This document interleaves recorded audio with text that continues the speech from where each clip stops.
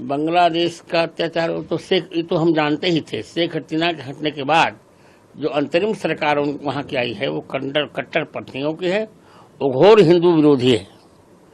और आज आपने आकाशवाणी में सुना भी हो तो विदेश मंत्रालय को एक पत्र मिला है वहाँ से कि शेख हसीना को बांग्लादेश को लौटा दिया जाए, क्योंकि ऐसा भारत नहीं करेगा। और अब अंतर विरोध तो बढ़ेगा ही बढ़ेगा दोनों का। तो मुझे लगता है कि भारत को कठोर कार्यवाही करनी पड़ेगी, तभी इस समस्या का समाधान होगा। बातचीत से समाधान नहीं होगा। भारत सरकार ने पहल तो की है, यहाँ तक कि मोदी ने भी पहल की, गृह मंत्री ने भी पहल की, सबने कहा कि ऐसा मत करना। पर वो ऐसी कौम है वो कि कठोरता के बिना मानने वाली नहीं, ऐसा मेरा मानना है। बांग्लादेश का अत्याचार तो ये तो हम जानते ही थे। शेख हसीना के हटने के बाद जो अंतरिम सरकार वहाँ की आई है वो कट्टरपंथियों की है, वो घोर हिंदू विरोधी है। और आज आपने आकाशवाणी में सुना भी हो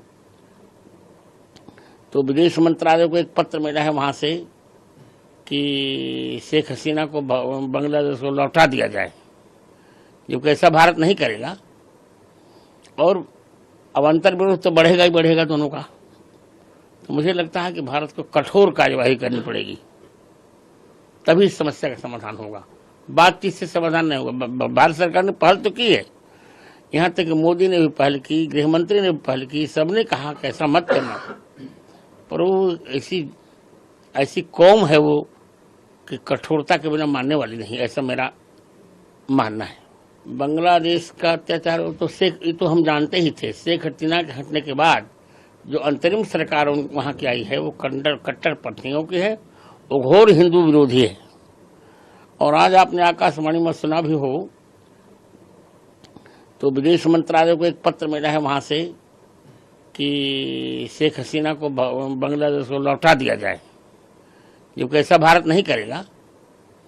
और अब अंतर विरोध तो बढ़ेगा ही बढ़ेगा दोनों का। तो मुझे लगता है कि भारत को कठोर कार्यवाही करनी पड़ेगी, तभी इस समस्या का समाधान होगा। बातचीत से समाधान नहीं होगा। भारत सरकार ने पहल तो की है, यहाँ तक कि मोदी ने भी पहल की, गृह मंत्री ने भी पहल की, सबने कहा कि ऐसा मत करना। पर वो ऐसी कौम है वो कि कठोरता के बिना मानने वाली नहीं, ऐसा मेरा मानना है। बांग्लादेश का अत्याचार तो ये तो हम जानते ही थे। शेख हसीना के हटने के बाद जो अंतरिम सरकार वहाँ की आई है वो कट्टरपंथियों की है, वो घोर हिंदू विरोधी है। और आज आपने आकाशवाणी में सुना भी हो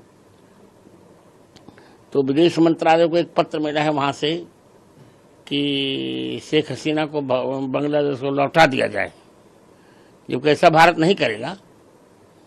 और अब अंतर विरोध तो बढ़ेगा ही बढ़ेगा दोनों का।